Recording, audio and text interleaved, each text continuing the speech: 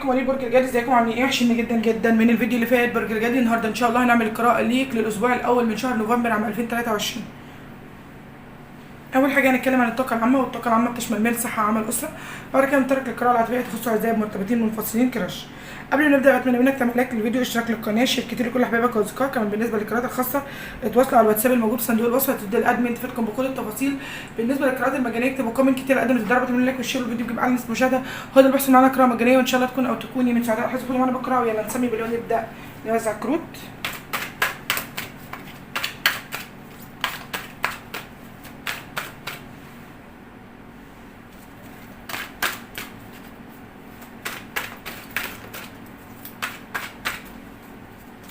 بسم الله. طاقة عامة،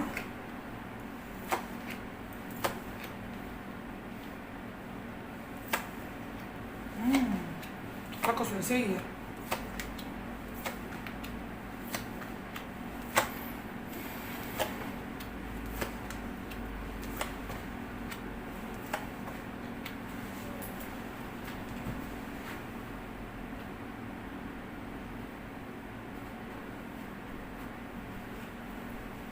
أول هنتكلم عن الصعيد العملي لبرج الجدي.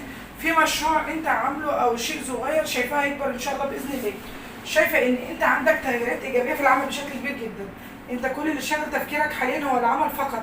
عايز تحقق إنجاز معين في عملك، وهتشوف نتائج يعني كويسة جدا جدا. على قد زرعتك هتحصد يا برج الجدي إن شاء الله بإذن الله. بس عايزة أقول لك على حاجة مش على قدها يعني. انا عايزه اقول لك ان انت هتحصد اكتر واكتر واكتر، يعني اضعاف واضعاف ان شاء الله باذن الله. شايفاك ان انت هتكون بص مجتهد جدا في عملك، لان يعني عينك على نقطه معينه عايز توصل لها، وهتوصل ان شاء الله باذن الله. هتحقق اماني انت كنت بتتمناها، وشايف ان في امان مادي انت هتحققه يعني. وده مش هيتحقق غير بالعمل والاجتهاد ان شاء الله، وانت مجتهد جدا يا اصحاب برج الجدي. على قد زرعتك هتحصد على فكره. شايفه ان انت بتعمل تارجت وهيتحقق التارجت ان شاء الله باذن الله، والتارجت هيكون عالي خلال الفتره دي. وامورك الماديه لو متعثره يا برج الجدي في انت عشريات، فانا كلمت العشريه اللي امورها الماديه معاها ما شاء الله الحمد لله. بالنسبه للامور متعثره شويه او في ازمه ماديه هتتحل ان شاء الله باذن الله. ولو في اموال متاخره هتجيلك ان شاء الله باذن الله يا برج الجدي. على الصعيد الصحي خلي بالك من الصحه جدا، اهتم بيها جدا، لان البعض من اصحاب برج الجدي تعبان صحيا ومش مهتم بنفسه، ويعني محتاج تاخد حاجات مضادة للأكسدة، محتاج تاخد فيتامين، تاخد شيء مثلا يمنع يعني أي فيروس يجيلك لا قدر الله. ممكن الفيروس ده ممكن يكون مش حاجة وحشة، ممكن يكون برد يعني. فأنت محتاج إن أنت تاخد حاجات كده علشان تقوي مناعتك مش أكتر، لأن المناعة عندك محتاجة تتقوي يا أصحاب برج الجدي. على الصعيد الأسري في حد في أسرتك مش عاجبه حالك، يعني مش عاجبه اللي أنت بتعمله، بس أنت بتاخد الشخص ده على قد دماغه. ممكن الشخص ده يكون أم، يكون أب، يكون مثلا يكون أخ، يعني في حد مش عاجبه حاله أصحاب برج الجدي. ممكن الشخص ده يعني يكون مثلا إيه عايزك تتزوج مثلا، فأنت بتكبر دماغك عن الشخص ده. ده بالطاقة العامة لأصحاب برج الجدي. شايفة إن أنت قلبك مليان زعل يا برج الجدي، زعلان جدا على حياتك اللي ضيعتها علشان تسعد اللي حواليك. وكمان في درس اتعلمته ان انت تساعد غيرك ولكن باعتدال. في سفر عند برج الجدي ان شاء الله باذن الله. شايفه ان انت عندك قرارات مصيريه وصحيه جدا لبرج الجدي. ممكن تعمل ديكور، ممكن هتبيع شيء او تشتري المنزل نفسه مثلا، في شيء يخص المنزل او انتقاله من بيت لبيت. كان في هم على قلبك يا برج الجدي، والايام كانت تقيله جدا جدا، ولكن هتبدا ان انت تشم نفسك، وان شاء الله هيبقى في تحيز عند برج الجدي. ويعني بص هو هيبقى رايح لحاجه ايجابيه. عايزه بس احذرك من حاجه يا اصحاب برج الجدي، احذرك ان يعني في كلام وحش بيتقال من ورا ظهرك، والكلام ده كانه طعنه في ظهرك يعني يا جدع. هم بيقولوا كلام مش فيك ومزودين على الكلام كلام. ربنا هياخد لك حقك ان شاء الله منه ان شاء الله باذن الله. انت يا اما تعرضت لغدر بشكل بشع او هتتعرض لغدر للاسف، فعشان كده عايزه احذرك من النقطه دي. علشان كده شايفه اصحاب برج الجدي خايف من الناس، انت خايف تقرب من الناس، خايف ان انت تتعامل مع الناس. يعني انت بتتعامل كويس جدا وهما بيبادلوك ان هم يعني المعاملة كويسة بتبقى حاجة وحشة. شايفة ان انت في شيء غريب هينصرك على عدوك يا اصحاب برج الجد. هتقدر ان انت تقنع اي شخص باي شيء خلال الفترة اللي جاية، وامورك ان شاء الله باذن الله، يعني ان شاء الله باذن الله ميسرة. بس عايزاك تطلع من طاقة وجع القلب دي يا برج الجد. الكارت ده بيقول لك يعني خلال الاسبوع ده هيبقى في مشاكل صغيرة ان شاء الله باذن الله هتقدر تحلها، يعني مشاكل صغيرة جدا هتقدر تحل المشاكل، او ممكن تكون هتسافر قريب جدا يا اصحاب برج الجد.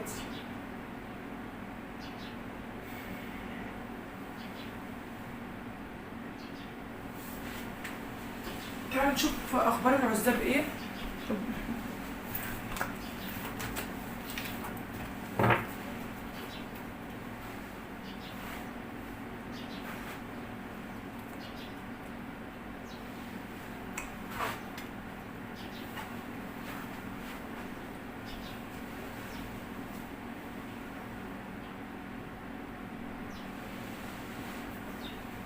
ناخد انهي كود بقى؟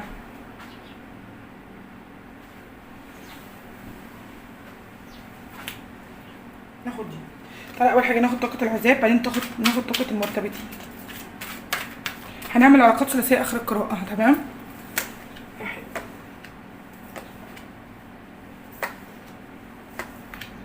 نشوف مرتبطين.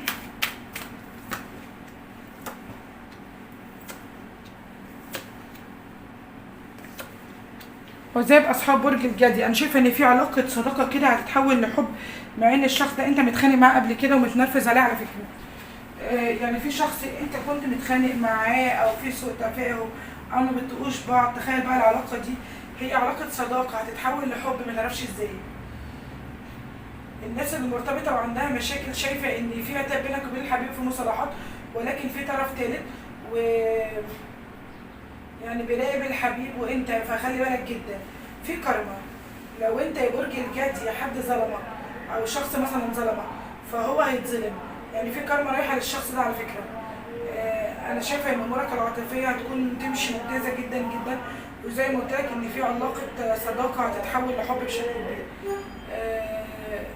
اما بالنسبه بقى للمرتبطين اصحاب برج الجدي، مين هم المرتبطين؟ متزوجين، بيحبوا بعض، ممكن كده مخطوبين، علاقه رسميه او غير رسميه او غير كده يعني. طيب المرتبطين كده انا شايفه ان انت رايح فين؟ بس انا شايفه هنا ان في سيده عايزه تخرب حياتك، احذر منها جدا.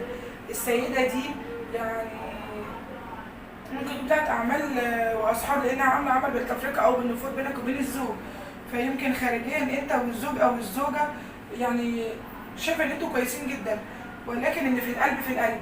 انت مرتبط في العلاقه دي اصحاب برج الجدي ومش قادر تاخد فيها قرار اساسا، ولا قادر تبعد ولا قادر تقرب. طاقتك خلصت في العلاقه دي، وفي مصاعب كتيره جدا في العلاقه دي، وانت مش عارف تعمل ايه. عندك تشتت على فكره، ايه تكمل ولا تبعد؟ ولكن في تكمله في العلاقه دي، لانها علاقه قدريه من عند ربنا، فيها تكمله ان شاء الله باذن الله، والبدايه الجديده ان شاء الله يعني مع الشخص اللي انت مرتبط بيه ان شاء الله باذن الله، يعني هتفتحوا صفحه جديده مع بعض. تعالوا كده نشوف الاخبار العلاقات الثلاثيه ايه.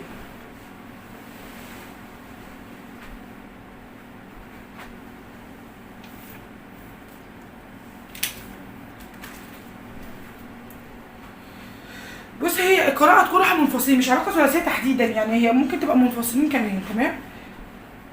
تعالى اول حاجه ناخد طاقتك، من طاقه الحبيب.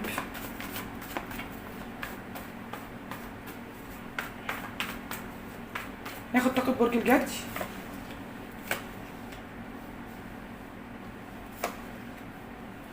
طاقه الشخص اللي انفصلت عنه،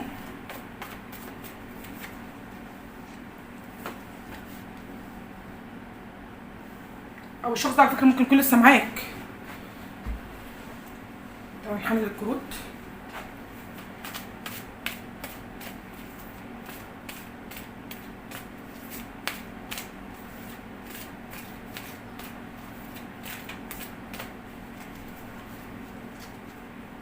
بسم الله.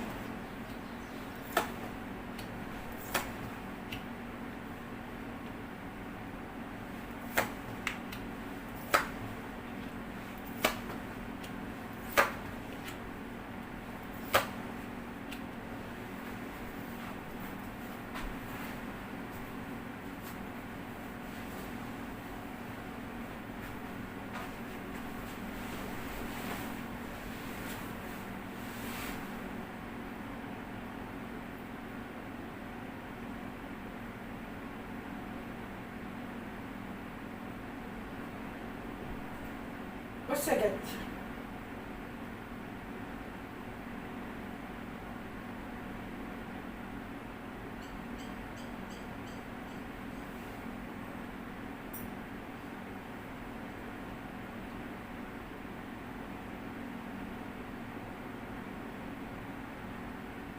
بص يا جدي، على قد ما انت بتحب الشخص ده يا اصحاب برج الجدي، على قد ما انت مش مسامح الشخص ده لان كرامتك في اي شيء وفي اي اعتبار.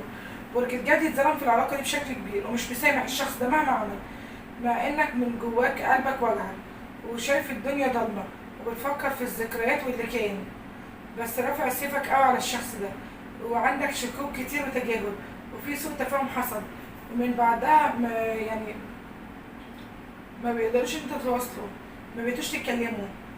ممكن يكون بعضكم يعني بص عمل بلوكات. الشخص ده للاسف يا برج الجد، يعني انت ظلمت نفسك معاه. انت عرفت كل شيء عن الشخص ده، عرفت ان هو عنده طرف تالت وعرفت كل شيء عن الشخص ده، وكان في مواجهة قوية جدا. وكل مرة يا برج الجدي كنت بتسامح وتعدي وتكبر دماغك، ولكن هو اللي بيكرر نفسه على فكرة. يعني العلاقة فيها حاجز كبير قوي يا جماعة. ممكن يكون الشخص ده اتطور وعنده أطفال، وممكن يكون طريقته وشخصيته صعبة جدا، يعني ده تعرقل. بقى نفهم كل ده لما يعني بص نفتح طاقة الشخص ده.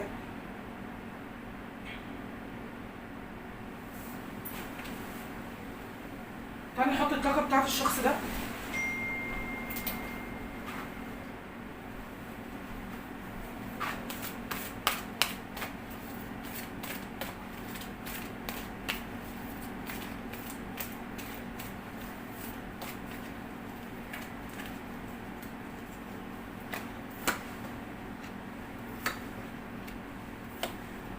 الشخص ده بيفكر في اصحاب برج الجدي ان هو يعني يمسك دماغه وشايف ان هو متمسك بيك وانت بالنسبه له شيء غالي قوي.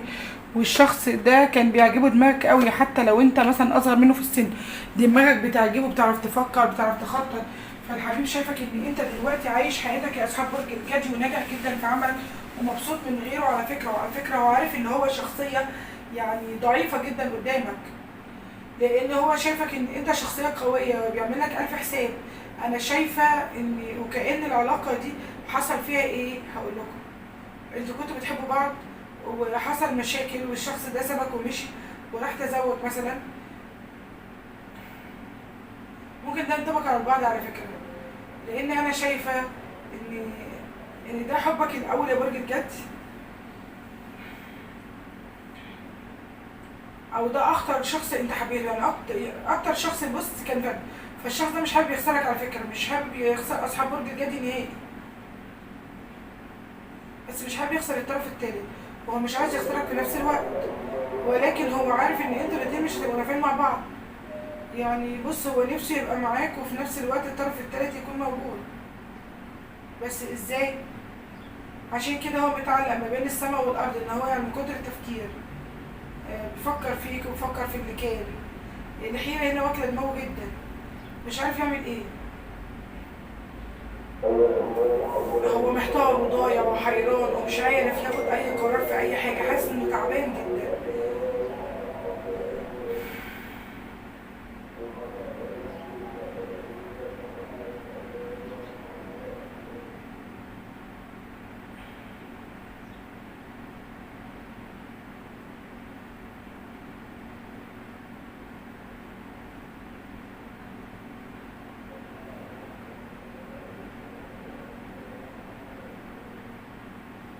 بص يا جدي، ما انكرش ان في حب بينك وبين الشخص ده والطرف التالت، لان جاي لهم اقوى كارت في الحب هو كارت العاشقان، وده مرتبط برج الجوزاء على فكره. وفي هنا اسد على فكره برضو. اللي عايزه اقوله ان الطرف التالت ده لو ده علاقه ما بينهم زواج، فالطرف التالت شايل الهم جدا، مشاعره بارده، الحياه روتينيه جدا، مسؤوليات كتيره عمياهم. يعني مش بيفكروا في اي شيء تاني خالص هما الاثنين، غير وهم وراهم ايه وهيدفع ايه وهيعملوا ايه. فهم مش مرتاحين في العلاقه، يعني مش مرتاحين الاثنين في العلاقه مع بعض.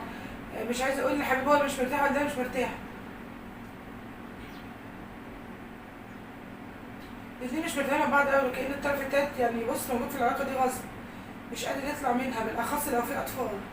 شايفه الشخص ده مش مرتاح، ولكن يعني بصوا يعني مش هينهي ولا الحبيب هينهي. الشخصيه دي اللي واضح انها شخصيه عصبيه شويه. من عصبيه الطرف الثالث بيخلي الحبيب ممكن على فكره يعرف اشخاص تانية كتير قوي، بسبب ان هو مش لاقي هنا حنيه، او مش لاقي هنا تفاهم، مش لاقي هنا ان هو مش مرتاح مع الطرف الثالث. الطرف الثالث شخصيه صعبه، والطرف الثالث عارف ان هو مسك الحبيب من ايده اللي بتوجعه. الطرف الثالث متمسك بالشخص ده جدا، وهو متاكد ان الحبيب مش هيقدر يبعد. الطرف الثالث برضه شايفاه ان هو ممكن يكون شخصيه معروفه، او شخص معاه اموال، او شخص معروف، حد مشهور، حد مثلا شغال على السوشيال ميديا وهكذا. كل مره بيتخانقوا وهيجوا يعملوا بدايه جديده، بس في حب ما بينهم، في حب وفي اطفال. ايه اللي هيحصل في العلاقه دي؟ انا شايفه الشخص ده مكمل مع الطرف الثالث، يعني في تكمله مع الطرف الثالث، لان زي ما قلت لك ان في اطفال، في اسره، في حياه، وممكن دول يكونوا اهل الطرف الثالث او اهل الحبيب، فمش هيقدر برضه يبعد عنهم. فانا شايفه ان هو مكمل مع الطرف الثالث مع انه مش مرتاح ومش قادر يرجع لك، لان انت العلاقه يعني كانت واخده حيز كبير جدا من حياه الشخص ده. كانت علاقه يعني اثرت فيه، وهو خايف يرجع لك ويعلق نفسه تاني، خايف يرجع يعلق نفسه تاني، لان العلاقه بينكم ملهاش قفله. فاهمين؟ العلاقه ملهاش قفله. هو عنده طرف ثالث، انت هتقدر تبقى طرف ثالث؟ لا، ملهاش قفله. يا يسيبك انت يا يسيب الطرف الثالث. طب هو مش هيسيب الطرف الثالث، يبقى يبعد عنك انت. العلاقه هنا هتكون علاقه طول الوقت. لو انت يا برج الجدي مرتبط الشخص ده عنده طرف ثالث، فعايزه اقول لك ان العلاقه دي مش رايحه زواج مهما الشخص ده قال لك، مش رايحه زواج خالص. لان بص، الطرف الثالث ده هيرفض وجود اي حد تماما، والطرف دول لو اهل يعني هما بيبصوا يعني هيتعبوك جدا، فخلي بالك. فالعلاقه دي لو مكمله فهي مش هتكمل للنهايه، مش هتروح لزواج ابدا، هتنتهي، هتتقطع. ولو الاهل مش موافقين برضو مش هتكمل. ف اللي شايفاه ان الشخص ده مكمل مع الطرف الثالث يا اصحاب برج الجدي.